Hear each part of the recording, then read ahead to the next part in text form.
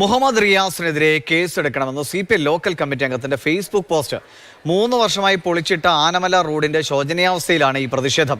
Athirappilly local committee അംഗവും DYFI നേതാവുമായ KS സുനിൽകുമാറാണ് ഫേസ്ബുക്കിൽ പോസ്റ്റ് ഇട്ടത്. MS ലിഷോയ് ഒരു കൈ കാണിച്ചതിനാണ് ഇപ്പോൾ MK വർഗീസ് ഈ മറുപടികളൊക്കെ പറയേണ്ടി വന്നത്. ഇപ്പോൾ ഫേസ്ബുക്ക് പോസ്റ്റ് ഇട്ട ഒരു സാധാ പ്രവർത്തകനാണ്. ഇനി പാർട്ടി നടപടികളൊക്കെ എങ്ങനെയാകും? ഇതിനോട് മറ്റു പ്രതികരണങ്ങൾ വന്നിട്ടുണ്ടോ? ഇതുവരേക്കും മറ്റു പ്രതികരണങ്ങളൊന്നും തന്നെ വന്നിട്ടില്ല. അല്പസമയം മുമ്പാണ്, ഏകദേശം ഒരു അരമണിക്കൂർ മുൻപാണ് ഈ ഒരു ഫേസ്ബുക്ക് പോസ്റ്റ് പ്രത്യക്ഷപ്പെട്ടത്. KS സുനിൽകുമാർ എന്ന് പറയുന്ന അതിരപ്പള്ളിയിലെ ലോക്കൽ കമ്മിറ്റി അംഗം ആണ്. അദ്ദേഹം DYFIയുടെ ഭാരവാഹി കൂടിയാണ്.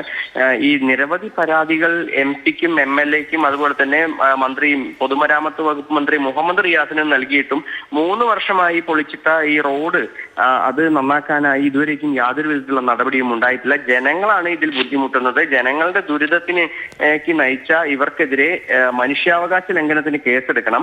അതിൽ മന്ത്രി മുഹമ്മദ് റിയാസ് 1-ാം പ്രതിയും 2-ാം പ്രതിയായി ചാലക്കുടി MLA TJ സനീഷ് കുമാറും 3-ാം പ്രതിയായി MP ബെന്നി ബെഹനാനും, ഇങ്ങനെ 3 പേർക്കെതിരെയും കേസെടുക്കണം എന്നുള്ളതാണ് ഈ DYFI പ്രവർത്തകനും അതുപോലെ തന്നെ ലോക്കൽ കമ്മിറ്റി അംഗവുമായ KS സുനിൽകുമാർ ഫേസ്ബുക്ക് പോസ്റ്റിലൂടെ തുറന്നടിച്ചിരിക്കുന്നത്.